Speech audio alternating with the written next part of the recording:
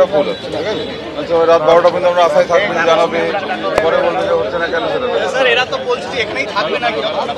এখানে এটা রাস্তা, এখানে তো থাকা যায় না, সে ব্যবস্থা করে, সে নিজেদের ব্যবস্থা করতে হবে। পরে দেখা যাবে, ঠিক ডিসিশন ঠিক টাইমে নেওয়া হবে। এই জমায়েতটাকে অবৈধ ঘোষণা করছেন? এখনো করিনি, এখন মাস্টারমশাইরা আছেন, এখনো করিনি, ঠিক টাইমে করা কোনোভাবেই না। মাস্টারদের উপর বল প্রয়োগ করে কেউ? এনারা যে বললেন এখানে বসে থাকবেন, কি করবেন আপনার? দেখছি, আমরা আলোচনা করে আলোচনা সাপেক্ষে একটা ব্যবস্থা আমরা করে দেবো আমাদের, ঠিক আছে? এই জমায়েত অ্যালাউ করা হবে না? দেখছি আমরা কি করা যায়। আমি বলছি ওনারা আগে জানা কি করবেন, তারপর ওনারা বলছেন যতক্ষণ না তালিকা হবে ওনারা বসে থাকবেন। সামনাসামনি কথা বলে নি, ওনার কি বলেন, ওনার সঙ্গে কথা বলবো সামনাসামনি।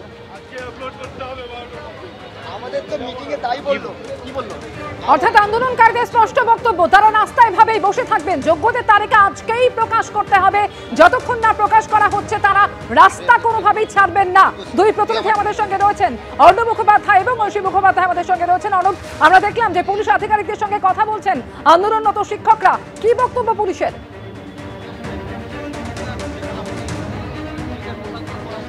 দেখো, একটু আগে এখান থেকে ঘোষণা করা হচ্ছিল যে আজকে রাতের মধ্যে তালিকা প্রকাশ করা হবে, আপনারা বসে থাকুন, এই ধরনের ঘোষণা করা হচ্ছিল। পুলিশ আধিকারিকদের পক্ষ থেকে এখানে আসে এবং এসে তারা কি বললেন, আপনারা কি বললেন, আর পুলিশ এসে কি বলে গেল আপনাকে তো বলুন। পুলিশ বলতে চাইছে, আমাদের তো আজকের দাবি ছিল, আমাদের প্রতিনিধি যারা গিয়েছেন তারা বলেছেন যে আজকের মধ্যে আমাদের সার্টিফাইড লিস্ট চাই, এই দাবিটা করে এসছে। ওনারা বলেছেন যে আমরা জাস্ট একটু আলোচনা করে নিই, আমরা সেটা আশাবাদী আজকে দিয়ে দেবো। আপনি তো ঘোষণাও করছিলেন সেটা। আমিও সেটা আমাদের যারা শিক্ষাকর্মী যারা এসেছেন তাদেরকেও বললাম যে আপনারা অনুগ্রহ করে যাবেন না, আমাদের লিস্ট আমাদের দেবে বলেছে, সেই হিসাবে আমরা এখানে থাকতে চেয়েছি। পুলিশ কি বললো আপনাকে? পুলিশ বলছে যে আজকের ওরা না আলোচনা করবে, আজকের কোনো আপডেট দেবেন না।